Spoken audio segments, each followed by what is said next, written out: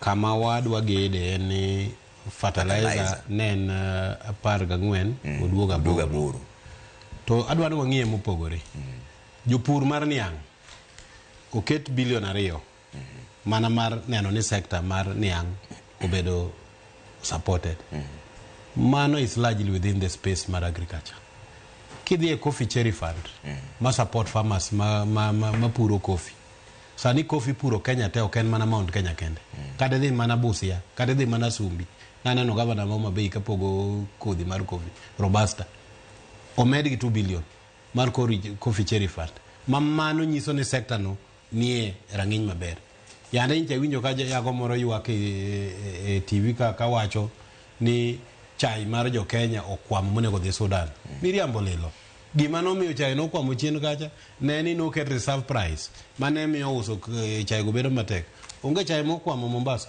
So nitiere gik madhi nyime ma konyo mondo mi sector mar agriculture bed motegno. So yes, duoko fertilizer chien ok ber, to gima benda ng'eyo en ni ka iduoko fertilizer chien to agriculture value chain bichake mede pesa. Gik misegolo e puodho gi kang' isepuro gi nitie kama nyaka gidhiye. So processes madhi after that, nikech mae kama nwachake to wadwa dhi next level nango. So nyaka be ni the entire value chain bedo supported.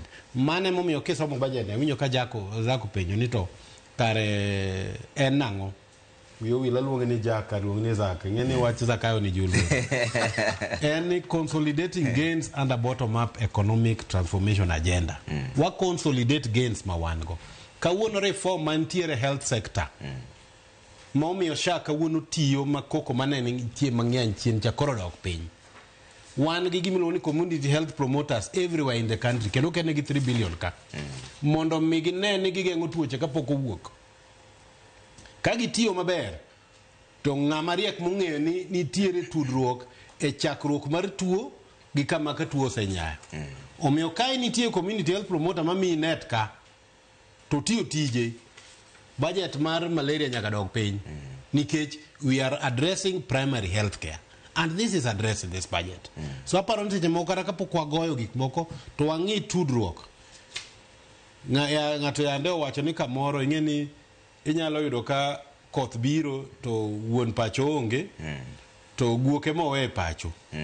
To guoko ninde tie oduma ka to koth biro, koro koth go oduma to kia ni oduma ni ma ankoregi moted kuon, te mange miye mare bende mochamo gin. So sam kamoro ok donjne ni to ere kaka gigo tudore. Koro gima temo wacho en niya, kodoko agriculture, yes, dok chien may not be the best option, sami balance. But king'iye holistically, tiyudo ni the overall expenditure in the value chain mar agriculture odhi malo. King'iye kendo mopogore, iyudo ni korka thieth ka